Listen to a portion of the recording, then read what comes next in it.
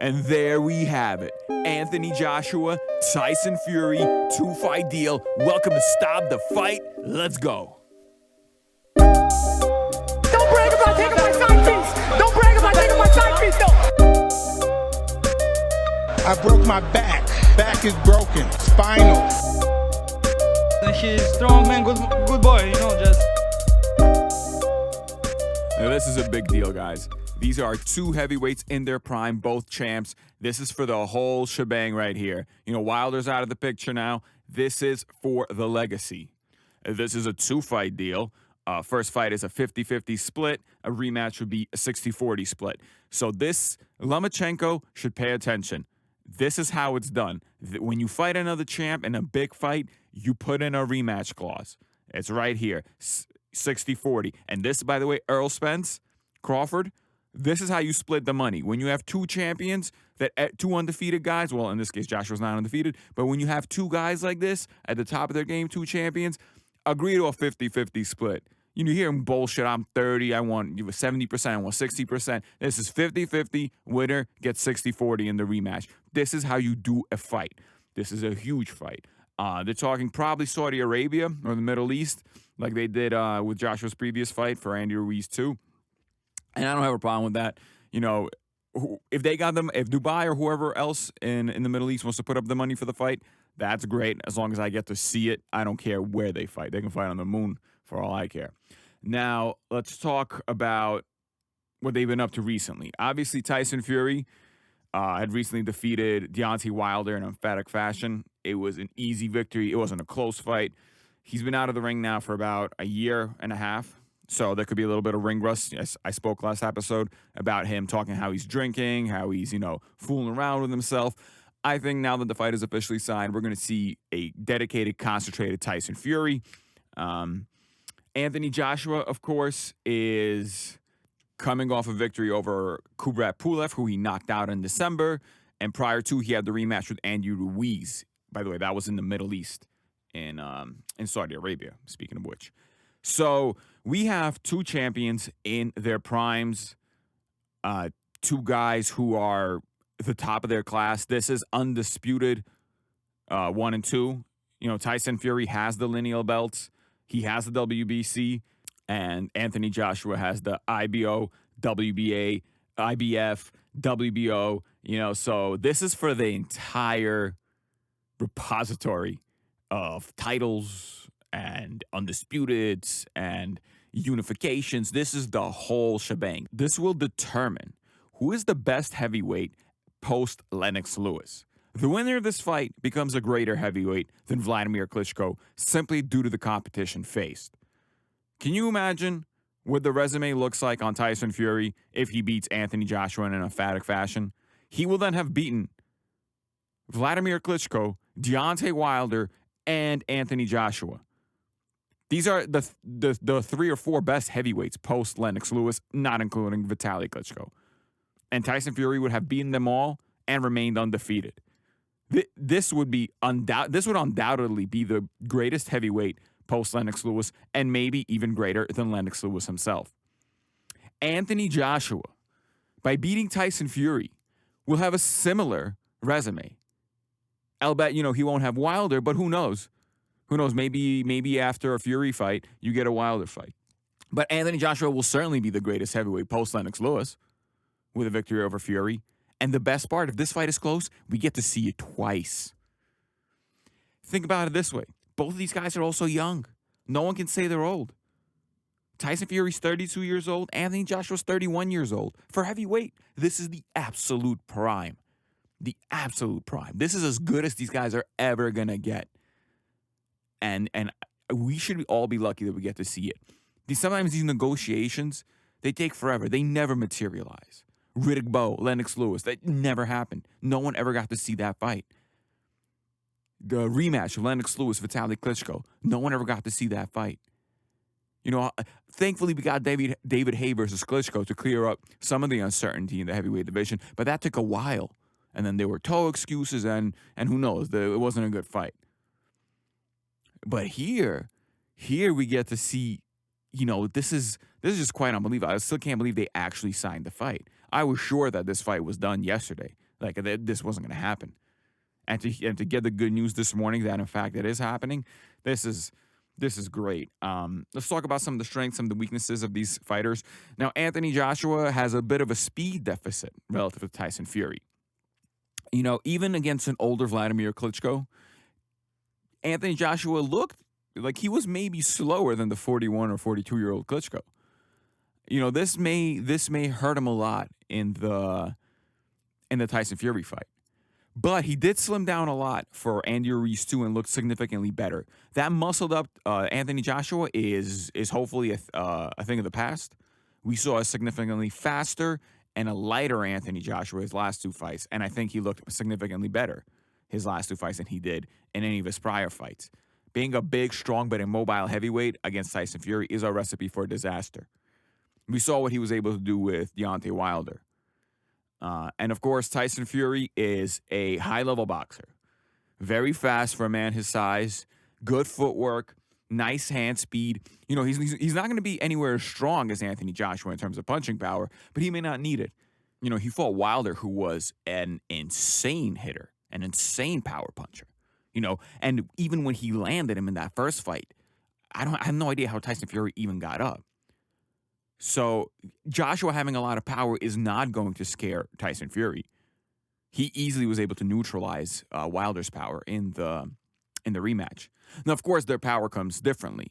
Wilder has this sloppy kind of weird angle, overhand rights, these swinging windmill punches that always get made fun of online, and Fury Joshua is going to have really straight punches. You know, and Joshua throws a nice uppercut, something Wilder doesn't do. So this is going to be a different angle for Fury to look at. Just because he beat Wilder may not translate to beating Joshua the same way. Fury also, at points, seems to get lazy in fights. You kind of saw in the first Wilder fight, and you saw it against Otto Wallin. So he experienced a really bad cut in that fight. But he didn't look particularly good fighting with that cut at all either way. And we just saw Wallin against... what's his name? Dominic Breazeale. And he didn't look particularly good against Dominic either. You know, so I don't think Wallin is this like hidden treasure that came through and gave Tyson Fury a hell of a fight. I think Tyson Fury sometimes has a problem concentrating or staying alert in fights. Maybe he gets bored, or, you know, it's hard to wake up in the morning and go fight Otto Wallin. It's literally who? But against Anthony Joshua, I think he'll be on his game. The casinos have currently out odds tracker have Anthony Joshua being a plus 150 to Tyson Fury's minus 185. I'm actually going to take Joshua in this fight. I know I spend this entire time hyping Fury up, and I do think Fury's an amazing fighter, but I was never quite sold on him. I think these lapses in his fights that he experiences, I think the amount of talking, this kind of mental instability that Fury experiences in his life, I think this will hurt him. I think Anthony Joshua has rebuilt himself similar to a way that Vladimir Klitschko did after his losses. I think we're looking at a different Anthony Joshua. I think I think he beats him. Or at least I'm going to put my money down on him beating Fury. I think that with a slim down frame, you know, with his confidence rebuilt, you know, he was knocked out. You have to understand, when a fighter gets knocked out, his confidence could be shattered. Wilder seems like his confidence is shattered, but Anthony Joshua came and rematched Andy Ruiz right away. Right away. So this is a guy who believes in himself. He believed that he could make the changes. He showed us that he could make the changes, and he schooled Andy Ruiz in that rematch. That was not a close fight at all. And sure, some of that has to do with Andy Ruiz coming in fat, but Andy Ruiz is going to come in fat all the time. Andy Ruiz has never looked slim coming into a fight. So all this talk about him like slimming down in these new pictures, I don't care. I don't care. Him being slimmer is not going to change the fact that Anthony Joshua was able to circle on his toes for 12 rounds. Pumping that jab, coming in and out real quickly. Sure, it wasn't as exciting as the first fight, but but he doesn't need to be. He's exciting enough. He's got enough power. You know, he looks the part. All these things are important.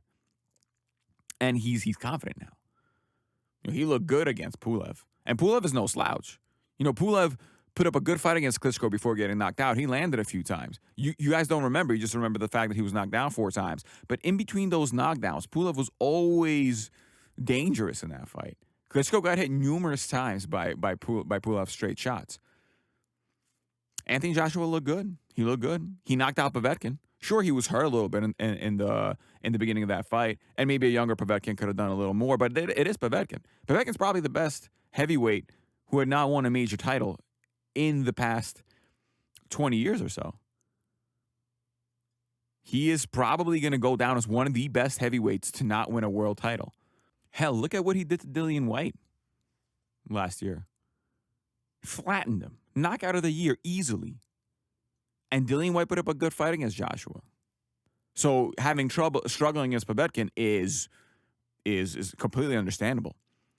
It's not disgraceful by any stretch of the imagination. And Joshua has real power. He really does. He can box and he has real power. He has a damn near 90% KO ratio. 22 KOs and 24 wins. Obviously, the one lost by KO to Andy Ruiz. So don't sleep on Anthony Joshua. You're going to hear a lot in the media. You're going to see a lot of people say, oh, well, Tyson Fury is going to box his head off, blah, blah, blah. Maybe, but maybe not. I agree. If this was the Anthony Joshua of 3 or 4 fights ago, yeah, Tyson Fury is going to move around this pylon. He's going to throw jabs at him. He's going to make him look bad. But this is not the Anthony Joshua of 3 or 4 fights ago. And I will not be surprised at all if Tyson Fury goes in there and gets knocked out, and you know, you're going to see all these pundits with their jaws drop, be like, oh, well, how can this have happened? Very easily. Watch the sport. Anthony Joshua throws straighter shots than Deontay Wilder ever did. Anthony Joshua has got a good jab. And I guarantee you, Anthony Joshua is going to be listening to Vladimir Klitschko when Vladimir Klitschko tells him exactly what to expect from Tyson Fury. Remember, Vladimir Klitschko does not like Tyson Fury. They were scheduled to get a rematch, but Tyson Fury kind of retired, and then Vladimir Klitschko fought Joshua and got knocked out in an amazing fight. I don't know if you guys haven't seen the Vladimir Klitschko Anthony Joshua fight. It was a perfect fight for both fighters. It was the kind of fight where the champ goes out on a shield. Yes, Vladimir Klitschko was knocked out, but he went down swinging. He made himself proud. He knocked Anthony Joshua down, and you can make the case that had this been a younger Vladimir Klitschko, maybe he stops Joshua in that 5th, 6th, 7th rounds when Joshua was completely out on his feet, but an older Klitschko did not. But he was eventually knocked out by the younger, stronger heavyweight entering his prime. And speaking of strength, Anthony Joshua is going to be significantly stronger than Deontay Wilder in the clinch up close. One of the reasons Fury had such an easy time with Wilder in the second fight is he just pushed him around. He looked twice the size of Wilder. You know, Wilder came in what, like 215, 212 or something like that into that fight? Fury weighed like 50 more pounds than him. But not Joshua. Joshua's going to come in big. Not as big as he used to, but he's going to come in significantly bigger than Wilder. He's going to be a thick man in there. I doubt Fury's going to be able to bully him on the inside the same way he was able to bully and push around Wilder. That's not going to happen. And even if he does, remember, Anthony Joshua can throw an uppercut. He come in on the inside, he's going to take half a step back and pop him with that uppercut. So, this is not the same fight as Wilder. Don't listen to people who tell you, oh, you know, Wilder was a power puncher and Fury easily handled him, and now he'll easily handle a power puncher in Joshua. Completely different fighter. And even if you believe that, Fury was almost knocked out by Wilder in that first fight. So 7 rounds don't erase the first fight. Those flaws are still there in Fury. He's still susceptible to getting hurt. Steve Cunningham put him down. You guys remember that? That's a cruiserweight. That's not a real heavyweight. And he put him down. So Tyson Fury is susceptible to getting hit and susceptible to going down. All this is going to matter. All this is going to play a big role in the fight. So this is not Deontay Wilder versus Tyson Fury 3. This is a whole different ballgame. Another thing I'm excited for is the actual build-up to the fight. One thing Fury could do is he can sell a fight. He's similar to Conor McGregor in that sense, where, you know, just having him in a build-up already makes the fight more exciting. So I'm going to enjoy the festivities, the shenanigans, the mental games. You know, this is a big fight. This is an important fight. This is a legacy fight. This is a historical fight. This is really going to settle the question as to who is the best heavyweight since Lennox Lewis. And, you know, when you look at if you look at the history of that, Lennox Lewis and Vladimir Klitschko are both top 10 heavies of all time. You know, Lennox in the top 5, Vladimir in the bottom 10. But this could potentially, if Fury wins, push him right into that legendary echelon of the best ever at heavyweight. You know, it won't make him better than Ali, but it'll put him in the conversation. You don't remain undefeated beating all the best guys the way that Fury did if he beats Joshua.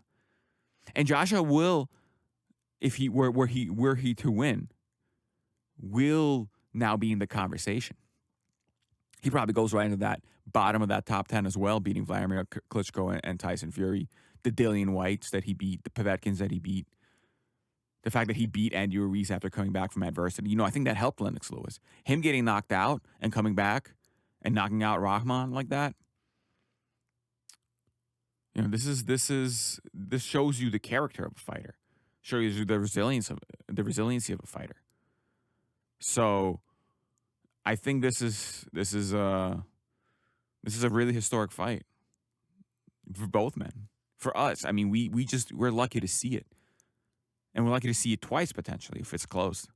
You know, obviously, like, if it's a wash, if Tyson Fury goes in there and blatantly outboxes and then knocks out Anthony Joshua, I doubt you'll see that rematch. I don't think we'll need to. I think Fury will probably just retire right then and there. But if it's a close fight, we get to see it again. How sick is that? You know, I think we all would wish to see a Lomachenko-Teofimo, too. But we're not going to get that because, for some dumb reason, the Lomachenko's team decided not to include a rematch clause. They just gave that up. And now we're left with highlights and slow-mos and remove the commentary and look at the jabs landed in the second half and blah, blah, blah, blah, blah. We may never see that rematch. Rematches are important.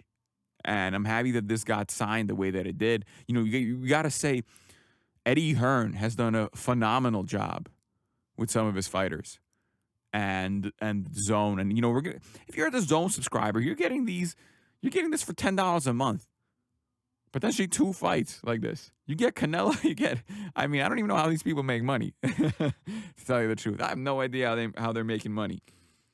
You know, this is a legit $100 pay-per-view right here, worldwide.